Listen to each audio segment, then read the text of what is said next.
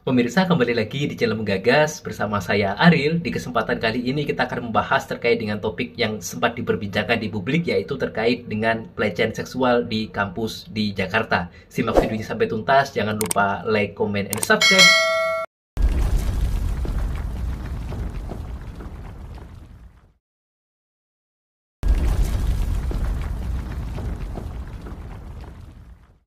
Publik kembali digemparkan dengan berita dugaan pelecehan seksual yang dilakukan oleh rektor sebuah universitas di Jakarta. Rektor berinisial ETH berusia 72 tahun tersebut diduga melakukan pelecehan seksual terhadap pegawai berinisial RZ berusia 42 tahun.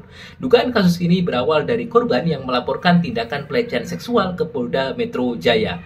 Berdasarkan pengakuan dari korban, ETH melakukan pelecehan seksual di ruang kerja pada Februari 2023. RZ yang merupakan pegawai bagian hubungan masyarakat atau Humas resmi melaporkan ETH ke Polda Metro Jaya melalui laporan tertanggal 12 Januari 2024 dengan landasan Undang-Undang Nomor 12 Tahun 2022 tentang Tindak Pidana Kekerasan Seksual atau TPKS. Selain melapor ke Polda Metro Jaya, korban juga mengajukan permohonan perlindungan kepada Lembaga Perlindungan Saksi dan Korban atau LPSK. Menanggapi dugaan kasus pelecehan seksual di universitas tersebut, Kemendikbudristek memutuskan untuk turun tangan dengan turut mengawasi kasus tersebut melalui Inspektorat Jenderal. Dalam video ini akan dibahas beberapa poin, yaitu yang pertama adalah pengertian pelecehan seksual, kemudian yang kedua adalah pengaturan pelecehan seksual dalam Undang-Undang TPKS, kemudian yang ketiga adalah ketentuan pelecehan seksual di lingkungan kampus, dan yang keempat adalah kesimpulan. Simak videonya sampai tuntas agar tidak salah dalam mengambil kesimpulan.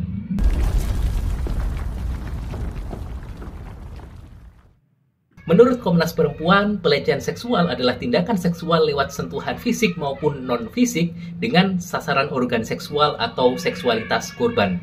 Berdasarkan definisi tersebut, dapat disimpulkan bahwa unsur penting dari pelecehan seksual adalah adanya ketidakinginan atau penolakan pada apapun bentuk-bentuk perhatian yang bersifat seksual.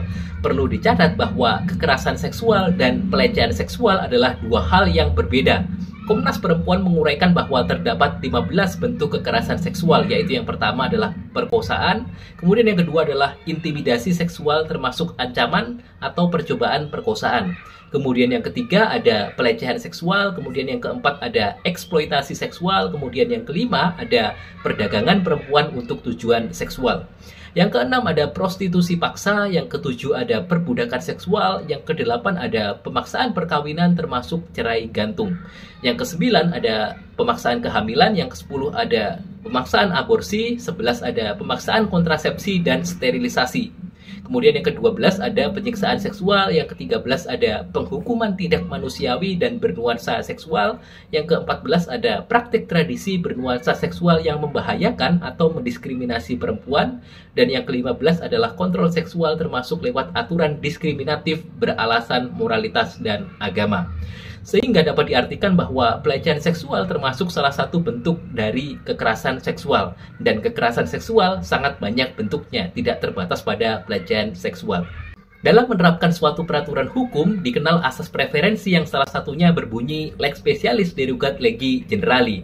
Artinya, aturan yang lebih khusus mengesampingkan aturan yang sifatnya lebih umum. Oleh karena itu, dalam hal pelecehan seksual yang mengatur secara khusus adalah Undang-Undang Nomor 12 Tahun 2022 tentang Tindak Pidana Kekerasan Seksual atau UU TPKS. Sehingga aturan yang lebih relevan adalah Undang-Undang TPKS karena memberikan ketentuan yang lebih spesifik dan terperinci tentang pelecehan seksual dibandingkan dengan undang-undang lain, termasuk Kitab Undang-Undang Hukum Pidana. Dalam Undang-Undang TPKS, pelecehan seksual adalah salah satu bentuk tindakan pidana kekerasan seksual yang terdiri atas pelecehan seksual fisik dan pelecehan seksual non-fisik. Sebagaimana dijelaskan dalam pasal 4 bahwa ayat 1, tindak pidana kekerasan seksual terdiri atas pelecehan seksual non-fisik, pelecehan seksual fisik, pemaksaan kontrasepsi, pemaksaan sterilisasi, pemaksaan perkawinan, penyiksaan seksual, eksploitasi seksual, perbudakan seksual, dan kekerasan seksual berbasis elektronik.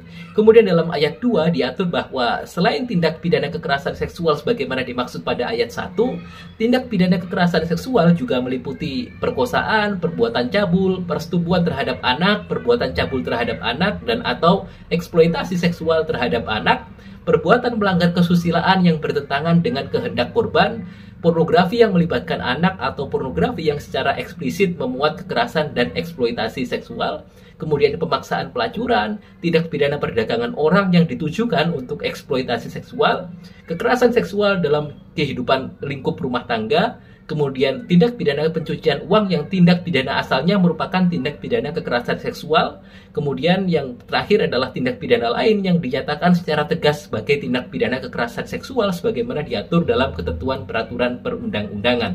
Dalam konteks kasus ini termasuk dalam klasifikasi ayat 1 huruf B, yaitu pelecehan seksual, dan ayat 2 huruf B, yaitu perbuatan cabul. Lebih lanjut diatur dalam pasal 6 juga mengenai bentuk pelecehan seksual fisik yang salah satunya mengatur bahwa setiap orang yang menyalahgunakan kedudukan, wewenang, kepercayaan, atau perbawa yang timbul dari tipu muslihat atau hubungan keadaan atau memanfaatkan kerentanan, ketidaksetaraan, atau ketergantungan seseorang, memaksa atau dengan penyesatan menggerakkan orang itu untuk melakukan atau membiarkan dilakukan persetubuhan atau perbuatan cabul dengannya atau dengan orang lain, dipidana dengan pidana penjara paling lama 12 tahun dan atau pidana denda paling banyak 300 juta rupiah. Jadi dalam konteks kasus ini, seseorang yang memiliki posisi atau kedudukan yang lebih tinggi, memiliki kuasa, memiliki kontrol terhadap orang lain, kemudian memanfaatkannya untuk melakukan perbuatan cabul terhadap orang lain, maka sejatinya pelakunya apabila terbukti melakukan tindakan tersebut dapat dipidana dengan pidana penjara paling lama 12 tahun dan denda maksimal 300 juta rupiah. Dalam Peraturan Menteri Pendidikan Kebudayaan, Riset, dan Teknologi Nomor 30 Tahun 2021 tentang pencegahan dan penanganan kekerasan seksual di lingkungan perguruan tinggi, diatur dalam pasal 5-nya bahwa kekerasan seksual mencakup tindakan yang dilakukan secara verbal, non-fisik, fisik, dan atau melalui teknologi informasi dan komunikasi. Menurut pasal 1 angka 12 yang termasuk sebagai korban yaitu yang pertama adalah mahasiswa, yakni peserta didik pada jenjang pendidikan tinggi. Kemudian yang kedua adalah pendidik, yaitu tenaga kependidikan yang berkualifikasi sebagai dosen, instruktur, dan tutor yang berpartisipasi dalam menyelenggarakan pendidikan tinggi. Yang ketiga adalah tenaga kependidikan, yaitu anggota masyarakat yang mengabdikan diri dan diangkat untuk menunjang penyelenggaraan pendidikan tinggi. Yang keempat adalah warga kampus, yakni masyarakat yang beraktivitas dan atau bekerja di kampus. Dan yang kelima adalah masyarakat umum yang mengalami kekerasan seksual. Dalam prosedur penanganan kekerasan seksual di perguruan tinggi wajib melakukan yang pertama, pendampingan, yaitu sesuai dengan pasal 11 ayat 1, ayat 2, dan ayat 4 Permendikbudristek nomor 30 tahun 2021. Pendampingan diberikan kepada korban atau saksi yang berstatus sebagai mahasiswa, pendidik, tenaga kependidikan, dan warga kampus berupa konseling, layanan kesehatan, bantuan hukum, advokasi, dan atau bimbingan sosial dan rohani. Kemudian yang kedua adalah perlindungan, yaitu sesuai dengan pasal 12 Permendikbudristek nomor 30 tahun 2021, perlindungan diberikan kepada korban atau saksi yang berstatus sebagai mahasiswa, pendidik, tenaga kependidikan, dan warga kampus. Kemudian yang ketiga adalah pengenaan sanksi administratif kepada pelaku sesuai dengan pasal 14 ayat 1, ayat 2, ayat 3, dan ayat 4 Permendikbudristek nomor 30 tahun 2021. Sanksi administratif yang diberikan meliputi sanksi administratif ringan berupa teguran tertulis atau pernyataan permohonan maaf secara tertulis yang dipublikasikan di internal kampus atau media massa. Kemudian sanksi administratif sedang berupa pemberhentian sementara dari jabatan tanpa memperoleh hak jabatan atau pengurangan hak sebagai mahasiswa meliputi penundaan mengikuti perkuliahan atau skor, kemudian pencabutan beasiswa atau pengurangan hak lainnya. Dan yang terakhir adalah sanksi administratif berat berupa pemberhentian tetap sebagai mahasiswa atau pemberhentian tetap dari jabatan sebagai pendidik, tenaga kependidikan, atau warga kampus sesuai dengan ketentuan peraturan perundang-undangan dari perguruan tinggi yang bersangkutan. Pelecehan seksual adalah tindakan yang melibatkan sentuhan fisik atau non-fisik yang tidak diinginkan atau ditolak oleh korban. Dalam konteks hukum Indonesia, pelecehan seksual diatur dalam KUHP dan Undang-Undang Nomor 12 Tahun 2022 tentang tindak pidana kekerasan seksual atau Undang-Undang TPKS.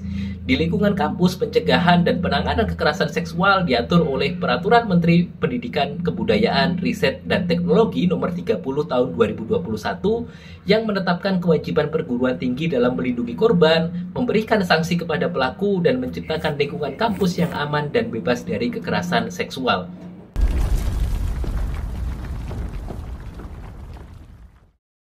Pemirsa, dari kasus ini kita dapat memetik pelajaran bahwa apapun posisi kita, apapun jabatan kita, etika tetap yang utama. Terima kasih sudah menyimak videonya sampai tuntas. Jangan lupa like, comment, and subscribe dengan menggagas kita semakin cerdas. See you!